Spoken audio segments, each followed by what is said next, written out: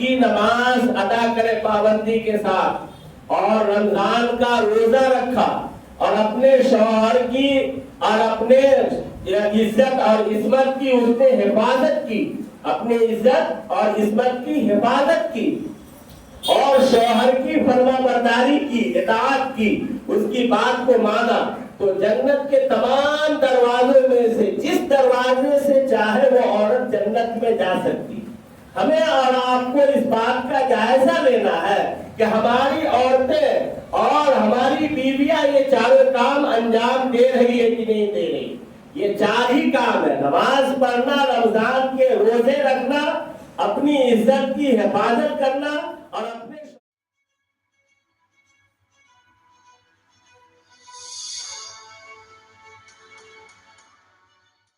اور دوستو، اللہ تبارک و تعالیٰ نے ہر انسان کو اور ہر کائنات کی ہر مخلوق کو پیدا کیا اور ساتھ میں جینے اور رہنے سہنے اور زندگی گزارنے کا طریقہ اور سلیقہ عطا فرمایا۔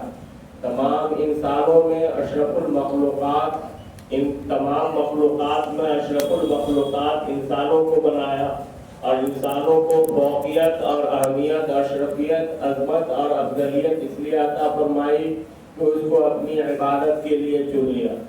اللہ تبارک و تعالیٰ نے حضرت آدم علیہ نبینا علیہ الصلوۃ والسلام سے لے کر آقا و مولا محمد عربی صلی اللہ علیہ وسلم تک جتنے بھی انسان پیدا کیے، ہر انسان کی ہدایت و رہنمائی کے لیے انبیاء علیہ الصلوۃ والسلام کو بھی بھیجا اور رسول بھی بھیجے، کتابیں بھی بھیجی۔ سب سے آخر میں آقا و مولا محمد عربی صلی اللہ علیہ وسلم اس روئے زمین پر آخری نبی ہونے کی حیثیت سے آئے اور آپ صلی اللہ علیہ وسلم کے بعد کوئی نبی قیامت تک نہیں آئے گا۔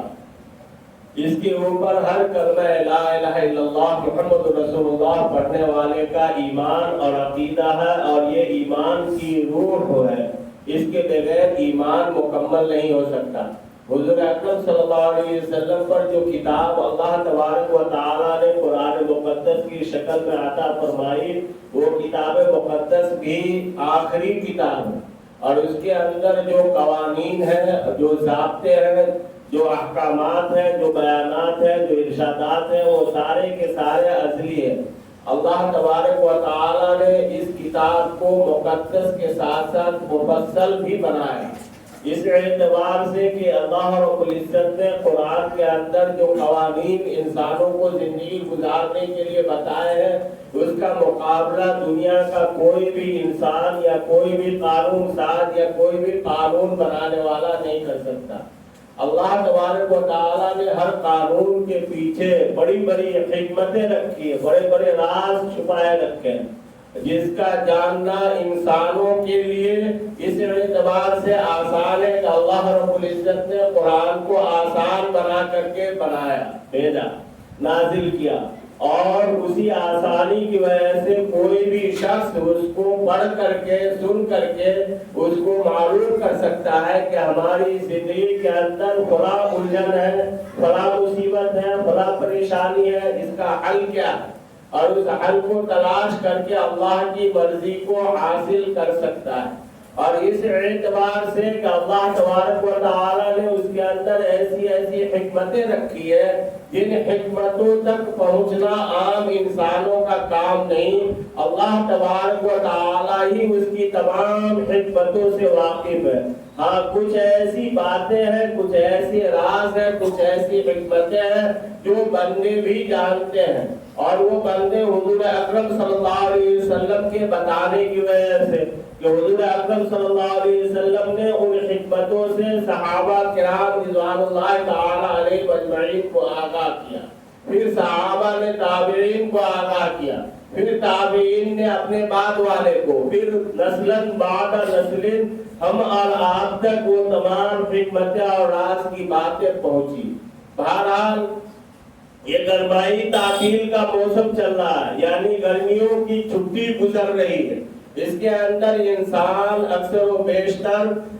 شادی بیاہ کے بہت سارے پروگرام منعقد کرتے ہیں۔ اللہ تبارک و تعالیٰ نے میاں بیوی کے رشتے کو بہت ہی مقدس بنایا اور بہت ہی اعلیٰ اور افضل بنایا۔ اس اعتبار سے یہاں پر یہ مقابلہ کرنے کی ضرورت نہیں ہے کہ والدین کی کوئی اہمیت نہیں. جہاں والدین کی اہمیت اور افضلیت بیان کی جاتی ہے تو اللہ رب العزت یہ ارشاد فرماتے ہیں کہ اللہ کے ساتھ کسی کو شریک نہ کرو اور اسی کی عبادت کرو اور والدین کی اطاعت کرو. والدین کا اتنا بڑا رتبہ اور اتنا بڑا مقام بیان فرماتے ہیں کہ جہاں جہاں اللہ رب العزت نے شرک سے منع کیا، غیروں کی عبادت سے منع کیا، فوراً والدین کی اطاعت کا حکم عطا فرمایا کہ والدین کا مقام اور مرتبہ کیا ہے. یعنی اللہ رب العزت کے بعد اگر کسی کا مقام اور مرتبہ ہے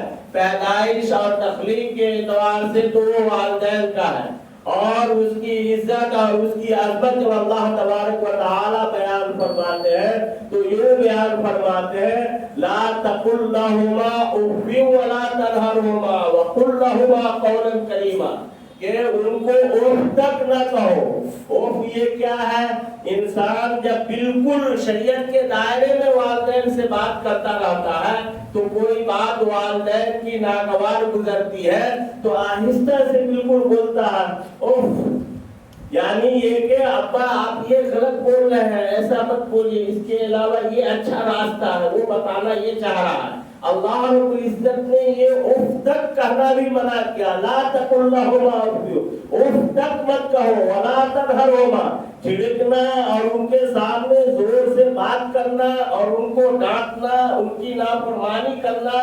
ان کے احکامات کے خلاف زندگی گزارنا، ان کو الگ رکھنا، ان کو نیگلیکٹ کر کے رکھنا، ان کی تمام باتوں کی خلاف ورزی کرنا، ان کے حقوق کی حق تلفی کرنا، یہ تو بہت دور کی بات ہے. اور کوئی بھی ایمان والے سے یہ متصور نہیں ہے کہ وہ اللہ اور اس کے رسول پاک صلی اللہ علیہ وسلم پر ایمان رکھتا ہو یا قرآن مقدس پر ایمان رکھتا ہو، احادیث کو مانتا ہو اور ان کا یہ اخلاقی سلوک جو بد اخلاقی سے متصور ہے وہ والدین کے ساتھ انسان انجام دے سکے. میں جو یہ بتانا چاہ رہا ہوں میاں بیوی کے رشتے کے تعلق سے اس کے اندر اس کے مقابلے میں والدین کو نہیں کہنا، اس لیے تھوڑا بیچ کے اندر والدین کی اہمیت میں نے بیان کر دی. اب سنا جائے. اللہ رب العزت نے شادی اور میاں بیوی کے رشتے کو بہت ہی مقدس بنایا اور یہ دنیا کا پہلا رشتہ. دنیا قائم ہوئی، آدم والا نبی علیہ السلام کو اللہ رب العزت نے پیدا کیا، بائیں پسلی سے ماں حوا علیہ السلام کو پیدا کیا اور پھر وہ دونوں ماں حوا اور بابا آدم سے ساری دنیا کی تخلیق رفتہ رفتہ ہوئی. تو پورے میاں بیوی کا رشتہ اللہ رب العزت نے دنیا کی تخلیق کے بعد سب سے پہلا بنایا اور سب سے زیادہ مقدس اور سب سے زیادہ محترم. آج پوری دنیا کائنات اسی سے آباد ہے اور ہم اور آپ تک یہ دائرہ کار پہنچا ہے، یہ سلسلہ پہنچا ہے. اب یہ سلسلہ پہنچنے کے بعد انسان کے اندر بہت ساری اچھائیاں ہوا کرتی ہیں اور بہت ساری خرابیاں ہوا کرتی ہیں اور ہر ایک چیز دنیا کی جس چیز کو بھی لے اس کے اندر دونوں پہلو نقصان ہوا کرتے ہیں. انسان نقصان کے پہلو کو اس اعتبار سے ملحوظ رکھے کہ ہم کو اس کے ضرر سے اپنے آپ کو اور اپنی سوسائٹی کو، اپنے معاشرے کو، اپنے گھر کو، اپنی اولاد کو، اپنی نسل کو محفوظ رکھنا، اور جو نفع کا پہلو ہے اس کو اس اعتبار سے پھونک پھونک کر کے ہمیں حاصل کرنا ہے کہ اس کا نفع اپنے کو، اپنے گھر کے اندر، اپنے سماج کے اندر، اپنے معاشرے کے اندر، اپنی سوسائٹی کے اندر، اپنے ماحول کے اندر اس کا پورا پورا نفع حاصل ہو. اللہ رب العزت نے قرآن کے اندر ارشاد فرمایا وَمِنْ آيَاتِهِ أَنْ خَلَقَ لَكُم مِّنْ أَنفُسِكُمْ أَزْوَاجًا لِتَسْكُنُوا إِلَيْهَا،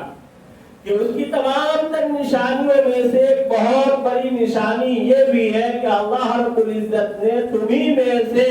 تم کو پیدا کیا جوڑا بنا کر لِتَسْكُنُوا إِلَيْهَا، تاکہ تم اس سے سکون حاصل کرو. یہ سکون حاصل کرنا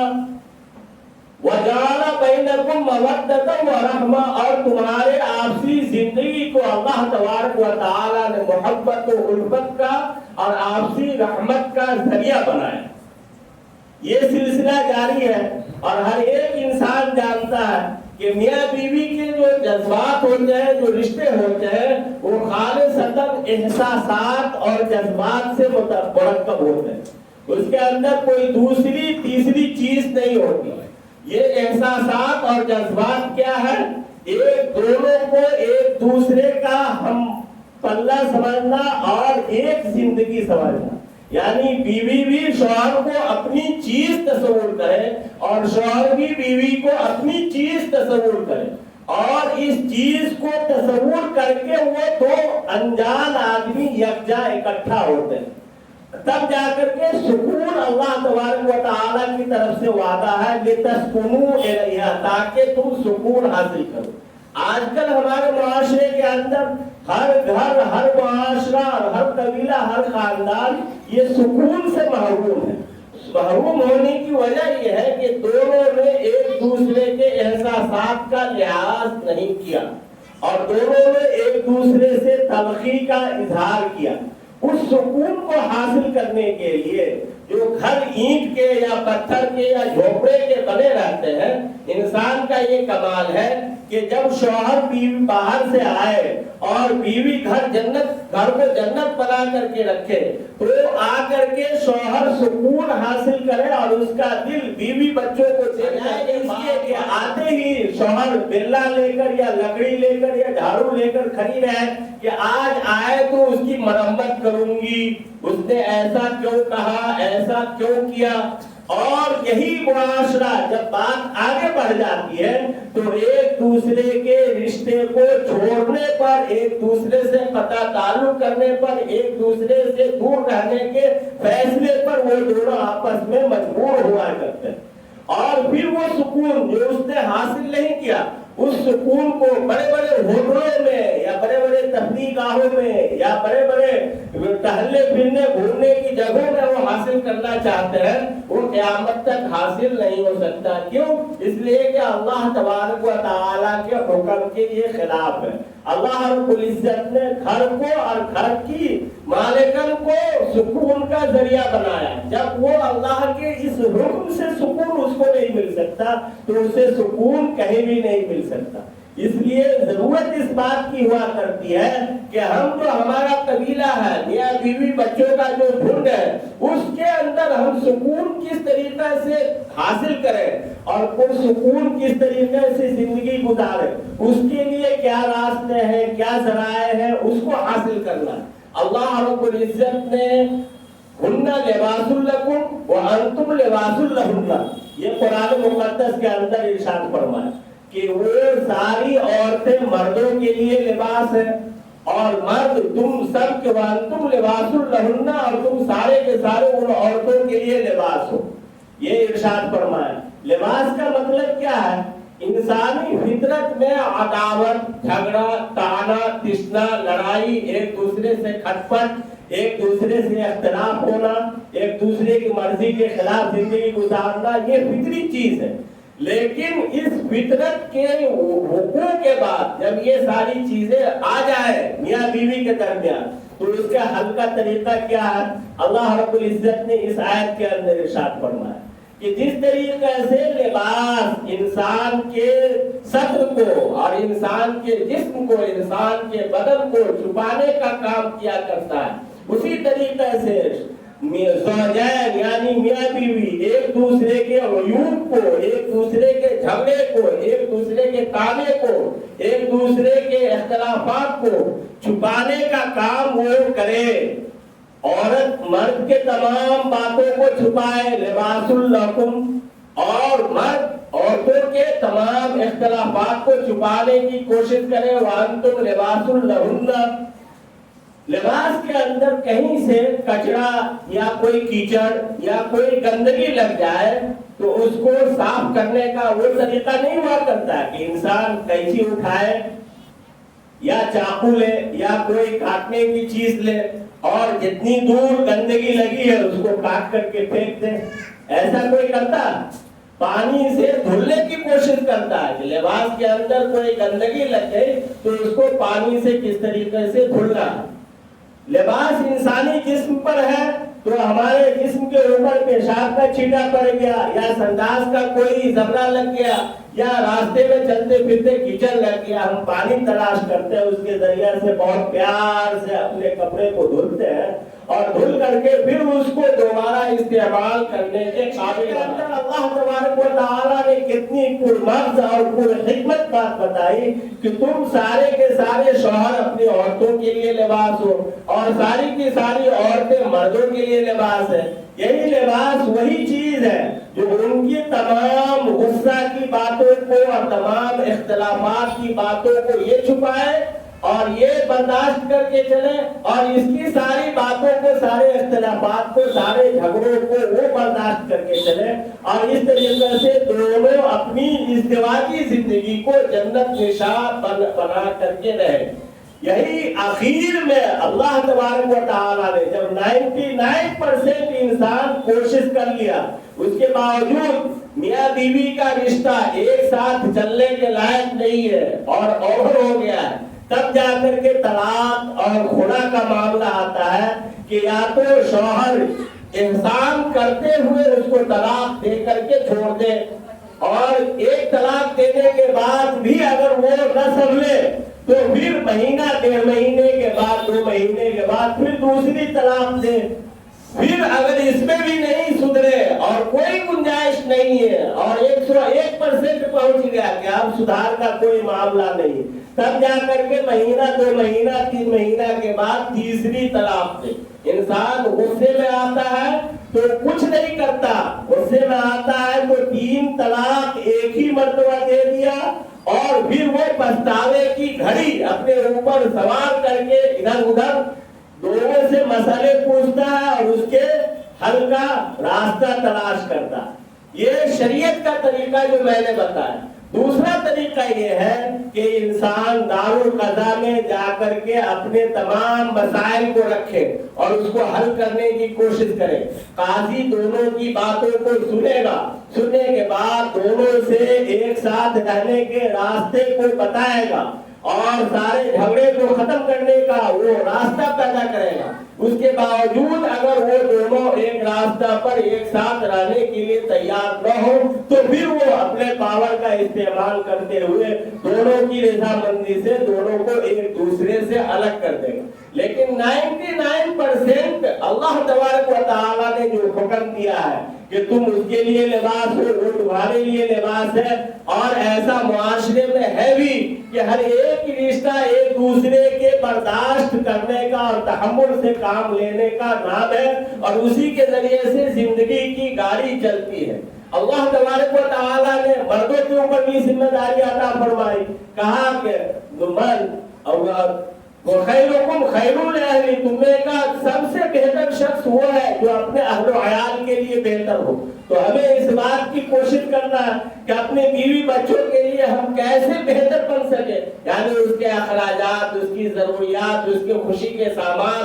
اور اس کی زندگی کے اندر کیسے خوشی حاصل ہو، یہ ساری ذمہ داریاں اللہ تبارک و تعالیٰ نے مردوں کے اوپر دی اور عورتوں کے لیے بھی اللہ تبارک و تعالیٰ نے بہت سارے احکامات عطا فرمائے اور ان تمام احکامات یہ ہے کہ مرد کو خوش رکھنے کی تمام کوششیں کرنا جن سے ہمارا مرد وہ ہم سے خوش رہے، ایسی ساری کوششیں کرنے کا نام بھی ایک طریقے سے اس عورت کی جانب سے ایک صدقہ ہے۔ اور اس کے اوپر اللہ تبارک و تعالیٰ کے بارے میں اللہ کے رسول پاک صلی اللہ علیہ وسلم نے ارشاد فرمایا، المرأة اذا صلت خمسها وصامت شهرها واحسنت فرجها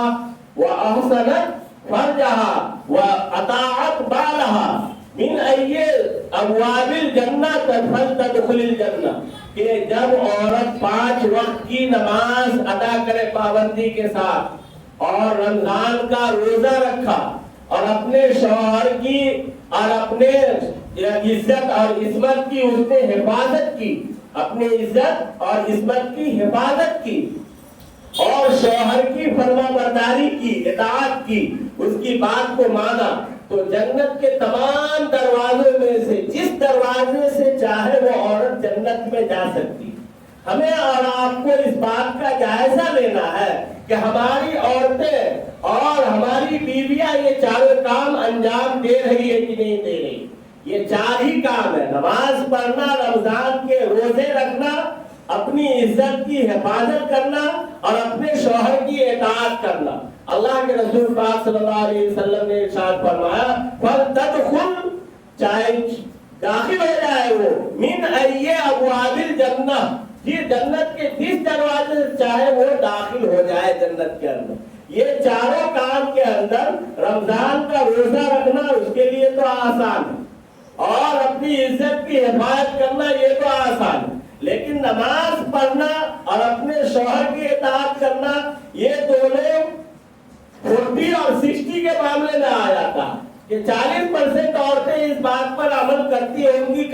نہیں کرتی ہوں گی، لیکن 60-65% عورتیں ایسی ہیں کہ اس کو نماز پڑھنا بھی مشکل اور اپنے شوہر کی اطاعت کرنا بھی بہت مشکل. شوہر کی نافرمانی بھی کرنا اس کے ذرے ذرے میں اور اس کی سرشت میں داخل، اور نماز چھوڑنا بھی اس کی سرشت میں داخل. عورتوں سے چاہیے جتنا روزہ رکھوا لیجیے رکھ لے گی، لیکن نماز کا نام اس کے سامنے مت لیجیے. نماز پڑھنے میں اس کو پہاڑ گزرتا. اللہ کے رسول پاک صلی اللہ علیہ وسلم نے ان 4 کاموں کے بعد وعدہ کیا کہ اگر عورتیں یہ 4 فرائض کو انجام دے دے گی، اس سے نوافل کا نہیں، تہجد کا نہیں، تسبیحات کا نہیں اور دیگر کاموں کا نہیں، یہ 4 فرض کام: نماز پڑھنا، روزے رکھنا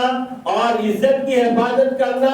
اور شوہر کی اطاعت کرنا، تو جنت کا اس کے لیے وعدہ ہے جس دروازے سے چاہے وہ داخل ہو جائے. تو ہمیں اس چیز کا جائزہ لینا ہے اور اللہ کے اور اللہ کے رسول پاک صلی اللہ علیہ وسلم کے احکامات کے مطابق ہمارا گھر جنت ہے یا نہیں، ہمارے بیوی اور بچوں کے رشتے، میاں بیوی کے آپسی رشتے یہ شریعت کے مطابق ہے کہ نہیں، اور پھر پرسکون ماحول میں جو اللہ نے وعدہ کیا کہ سکون کا ذریعہ بنایا وہ سکون حاصل ہو رہا ہے یا نہیں، نماز ہو رہی ہے یا نہیں، روزے ہو رہے ہیں یا نہیں. یہ ساری چیزوں کا جائزہ ہر ایک شخص کو لینا چاہیے تاکہ اللہ اور اس کے رسول کے حکم کے مطابق ہماری زندگی گزرے. اللہ کے رسول پاک صلی اللہ علیہ وسلم کی سنت کے مطابق نکاح کا خطبہ دینے والا جو 3 مشہور آیتیں خطبے کے اندر پڑھتا ہے، اس تینوں کے اندر اللہ تبارک و تعالی نے یہ حکم دیا ہے: یا ایھا الذین آمنوا اتقوا اللہ، یا